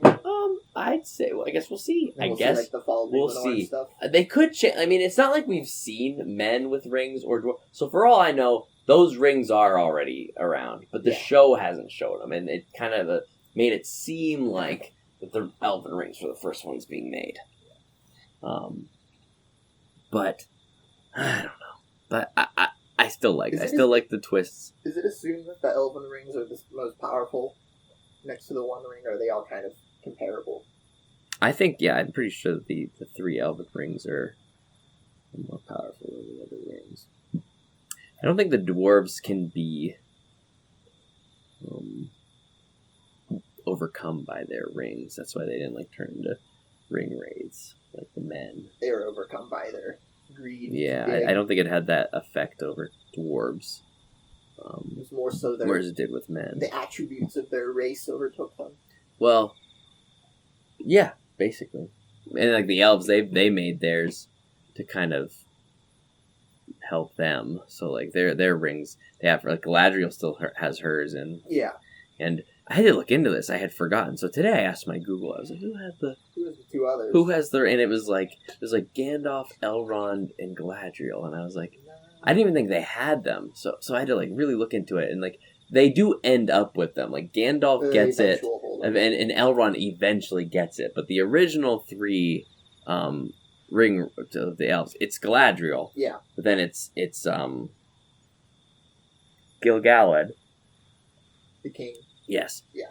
And then who the fuck? I just read it today. Like recap the third. It's not Elrond because Elrond gets Gil-galad's ring after he dies. It's the ring of air. Galadriel is the ring of water and the ring of fire, which is the one that Gandalf gets. Fuck, I can't remember who has it. I'm trying to think of other famous elves. Who's the one elf lord? Glorfindel? Oh, the one that I don't think it was him. no, it's not. He saves Frodo and No, he was said to he's so badass that orcs would run away, whatever, because he shines to them. yeah. But they say he couldn't go with the party, the Fellowship, even though he was like an elf lord, because he's too bright. That the orcs will He's see. the one that saves Frodo in the book, as opposed to Arwen. Yes, which yeah. They changed in the And movie. apparently, People did. his aura in like the shadow, like the Wraith realm, Yeah. is like super super bright. Which that's a change Yeah. that people don't mind because it's very little and they're not changing all. That's the difference between the Rings of Power and the Lord of the Rings movies. Whereas the Lord of the Rings movies add or change things around, but for the most part it's the same thing. Rings of Power is basically its own. For the most part, it seems like it borrows a lot from what's already there, but definitely is doing its own thing with it. Is there any commentary on the not the dwarves, on the orcs, of how like I thought they might be going in a direction of like maybe it's wrong to kill all the orcs because like Galadriel starts off as like pretty genocidal towards them, like wanting to wipe them all out. Like I just didn't know if they were examining that at all. There is a villain who sees them as his. Because I think orcs do family. eventually go extinct. Like, they try to make them seem like people, but only in the eyes of this villain. Yeah. So it's not like they're, like, to us, the viewer, like, this guy's fucking crazy. Will we get to see more of the inner workings of orcs? There's a lot of orc stuff. I don't know if you see the inner Orcs- workings of orcs, but Orc stuff is some the of my orcs favorite. are cool in the Rings of Power. I think they're the most interesting race, or one of the most interesting races, because they're so different from all the other ones. And They're cool. They're the way they did the way practical effects. society works. And, Yeah. yeah, the It's- practical effect orcs are the best. The orcs are a pretty good part. Like, that's the thing. I'd say if they nail anything in this series, it's the representation of, whether you want to call them Harfoots, Hobbits, whatever, little folk, and the orcs are represented very well. Because I always loved. And the dwarves. I I've guess the really dwarves loved. are I've always thought orcs were cool, but I really loved orcs after Shadow of Mordor. Because even though that game's not canon, it does provide a lot of like lore details of how the orc inner society works. 'Cause, Yeah. like, your whole thing is you take over the orc army and stuff, and you have to like Yeah. recruit orcs to your side. Yeah, that game's pretty dope. I'm not gonna lie. A great little game. But that's the thing, though. It's a video game, so it's like, even though it's canonically doing its own thing, it still does a pretty good job of staying within what's already there. It still feels like Lord I of the think what Rings. hurts more about the TV show is it's a TV show, so it feels more like a real thing. Yeah. And they're doing it No kind one of incorrectly. no one Even though I still really like it. It's still really good. No one expects a video game to be a part of the canon, and most people don't like when video games are a part of the canon, because Correct. most people don't want to have to watch movies and play a video game to get the full story of the thing. Yeah. Unless if it's like not a super important story that's like a spin-off or something, but Yeah. it's more forgivable lore, because Shadow of Mordor changed the lore a lot. Yeah. It was an entirely different continuity pretty much, but But it still is just a video game. it works because it's Whereas just a a video show, game, and it's a fun video game. it's more because it's like the movie. To some people, the movies are the most Lord of the Rings they'll ever know. That's Lord of the Rings. I mean, to the general public, the movies is what Lord of the Rings is. Yeah. So that's why a TV show is also like, people might watch this TV show and be like, well, yeah, remember when Sauron was blank and then they did all that, and people would have to be like, yeah, just in that show, that's not how it actually happened. Right. And it's like, I wish they would have just did the. And not the most people want to see. It's like they what wanted to make a actually TV show, like a show for everybody to be like, what's going to happen? Instead of like, I think, and I still had a good time watching it. I can't wait for season 2. But I think if they would have just been like, here's the stuff that already exists and we're just showing it to you, I would have been equally as entertained. Like, I wouldn't have been seeing it. Like, it's cool having, like, the, ooh, which one of these characters is actually Sauron? Whereas I could have just watched him be Anatar, the elf, and been like, ooh, how are they going to do this in this show? Like, Yeah. how is he going to deceive? Like, I can know what the fuck's going on, and it can still be really good. Yeah. So I don't know why they didn't go in that direction. So is it implied he's in disguise as a human? Yes. He's not actually human. I mean, we know he's not actually human, but that's not his, like, what he actually looks like. No. Yeah. But he doesn't, he's not Anatar Because either. one of so the it's like, appeals of what makes Sauron so scary is you see so little of him. yeah. No, he's definitely, now, as of right now, a character who has an actor going forward. Yeah. And he can still shapeshift, don't get me wrong. It's still implied that who he is in the show is just a Yeah. version of It himself. just makes him less scary to be like, oh, he's this dude. Sauron is that guy. I kind of dig it, though. Yeah. I kind of They want to do it see well. it. I do. That's the thing.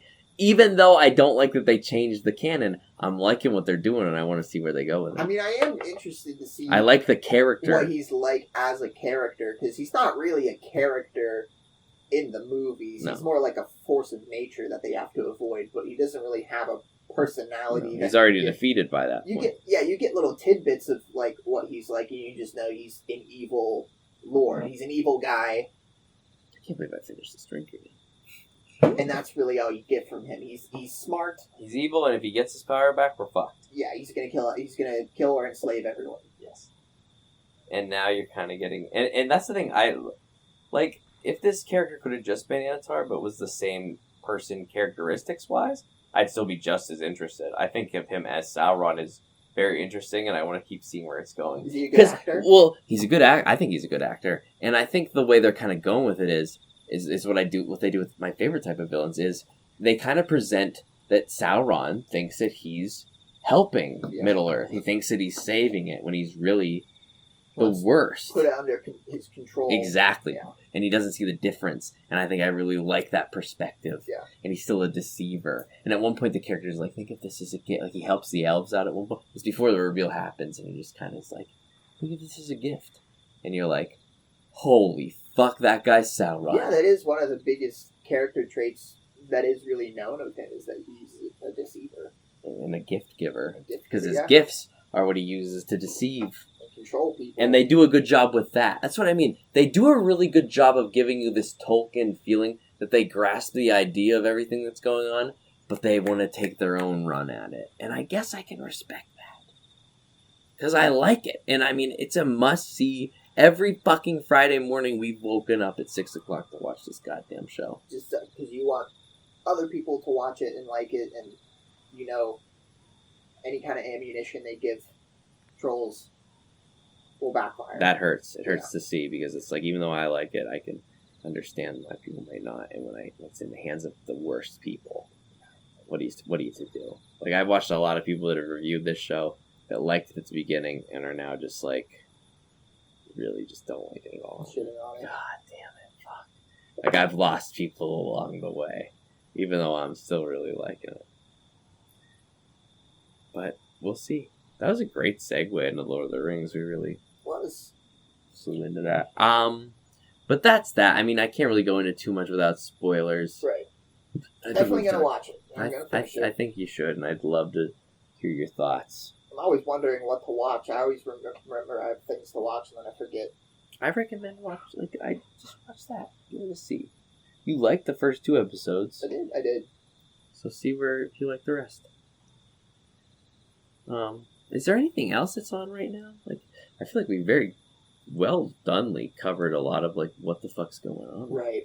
Yeah, I'm trying to think of anything else big that we could have a good little conversation on. We hit Andor a little bit. We hit She-Hulk. We hit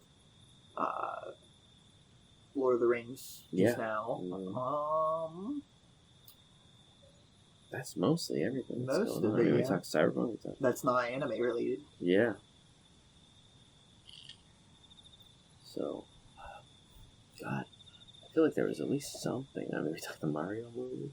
Yeah, that's true. I forgot about that. We watched the whole trailer. That was like an hour ago now. Let me just do a quick skim, see if there's any other big things that we might have just forgotten about. But I think for the most part, that covers pretty much all of it. I mean, we talked about Chainsaw Man ourselves. I mean, what more do we even need to say about Chainsaw Man? That's true. One episode, and I it was pretty good. I wish I read the recent chapter. Yeah, the newest chapter was it was good. Yeah, I think it was another one that was kind of like it set up the next chapter to be really good, but it was still very compelling. It's still. I like that he takes his time. It just sucks that it's not a weekly release and you don't get a whole lot of developments each chapter. But I think every chapter that comes out is really good. Yeah, it's just not high octane action yet. Which it doesn't have to be. I really like the character moments in Chainsaw Man. I think those are like some of the best in the series is when they're not even fighting. Yeah. I think it was better because I think both of us read it when it was already done. So we just you got it all at once. So now it's hard that it's one by one. Yeah, my experience is much different reading part 2 than part 1 because part 1 works so well. I think because you can read the whole thing in one go.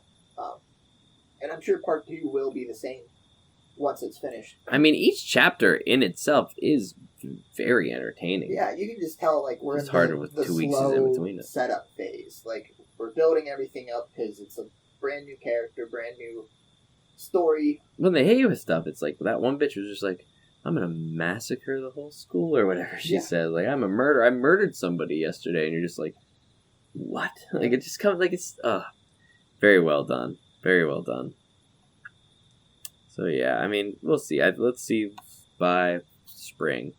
I'm sure by spring we'll have some crazy. We'll be into the arc. We'll be into the thick of it. Stuff to talk about. Yeah, and the animation looks solid. With the show. Fuck, by this time. The opening is, I think, some of the... It's fun. Yeah, it's very fun. My at least top 10, if not top 5 openings. The ideas they had for, like, the video for that. Like, the song is good, and the video is interesting. I didn't even notice until someone pointed out on the internet at the very, like, Aki closes the opening with a calling. With a what? Like the... Oh, yeah, thing. Okay, yeah. At the very end, he, like, does that to close out the opening. Yeah, looks to camera, and they're dancing. Yeah. I can't wait to watch the next episode, Tuesdays. That's a fun one for us because we have TV pretty much every day of the week, something to watch, and we didn't have anything for Mondays and Tuesdays, and I'm excited to like have an anime on a Tuesday. Yeah, it's pretty fun, especially Chainsaw Man. Yeah, though I heard it's only 12 episodes, and so I don't know how much the arc that'll cover, how much of the manga they're definitely not getting all through part 1, which I don't think they're not even close. They want to get a good amount of seasons out of this, and there's not really a lot of Chainsaw Man out yet. Yeah, I think it's smart for them to only put a little... Because, like, one, you do only 12 episodes. First of all, you got a budget to make a very beautiful looking...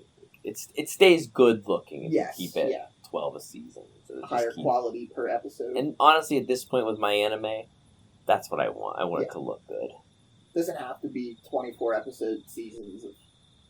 I mean, it sucks to wait very long and only get 12, but, like, I'm sure we'll get 12 more so eventually, and it'll be fucking awesome, and I'll give the manga more time. I mean, I think Japan realized at some point in the past decade that they were like, we should really give the manga some time to be good so we don't have to make filler episodes or waste our money making bullshit. Yeah, because no one likes them, and it's a huge waste of time and resources. Yeah. And, I mean, it's all over the place. It's literally how they're doing everything anymore. My Hero just started back up. It's great looking. Spy Family took a little break. It's always good looking. Bleach just came back. They've adopted the now 12 episode per season thing, and it looks fucking awesome. I mean, I hope. Gives the artists more time, less work to do, so they're not as exhausted, because I think those huge episode seasons can really tire out a creative team, and it starts to show. Oh, for fuck's sake, man! Like, think of first you get Attack on Titan. They made the first 3 seasons, and then they had to hire they had to have Mappa now does everything, but like they hired them to take over. And then what did they do? The people that made the original 3 Attack on Titan seasons, They started Vinland Saga, and they made the whole first season. It looked fucking awesome. Yeah. They announced the second season, and then somewhere along the way they went, actually, we're not doing it. Mappa's making that too. And it's like, they tire their people out, and then they have to pass it on. So I worry about Spy Family. I'm like, that wit, the one that did that twice now, is making Spy Family. I'm like, I don't want to see this animated by a different fucking animation group again. Like, I want a certain show to look that way the whole run of the show. Yeah, and Mappa's probably going to get tired out too. Like, they're doing everything right now. Yeah, that's the thing. They're doing literally everything. Which that's a lot of time and resources, and they don't have thousands of artists working for them all the time. I can't believe Chainsaw Man looks that good. Yeah. Because guess what? They're also working on the final batch of episodes of Attack on Titan. You don't think they've got every animator working his fucking family to the ground trying to get that fucking thing done. So we'll see. I mean, it's like... I know the same thing happened with Disney. There's that whole controversy because their VFX artists were starting to really burn out, and you could tell in certain, like, parts of She-Hulk and like their artists are exhausted. Like they're working super long hours and constantly. Yeah. And it just I mean, I'm glad it still looks good while it does, but I'd hate to see it diminish because it does look so fucking good that it's like sad. It's like watching a unicorn get shot in the head or something. Yeah, that would be pretty sad. Something beautiful just getting wrecked.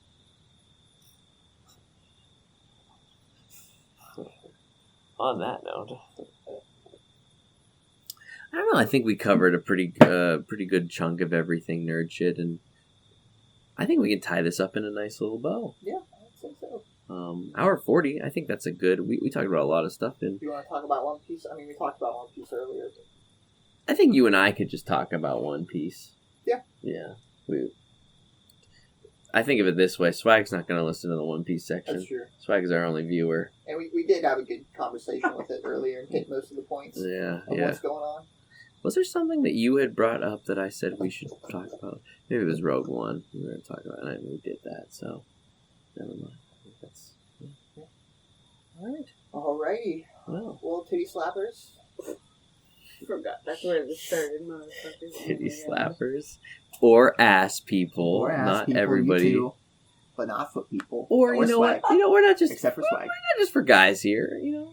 Bitches, you like your balls? Oh, yeah. Dicks? Some ball slapping? Slapping? Chests? Pecs bouncing, maybe? Yeah. I don't know what they do. Butts? Stuff?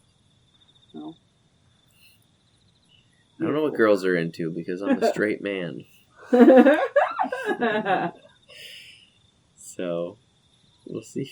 We'll see you guys later. Braden, you want to take us out with a little song? Let me think of one. You are so beautiful, and we love you. Good night, Christopher, and adieu to you. Yeah. All right. That's all I have. I like that. Well, good night, Swag. I hope you enjoyed that little song. Who's Christopher? Swag's first name. Good night. That's the bet.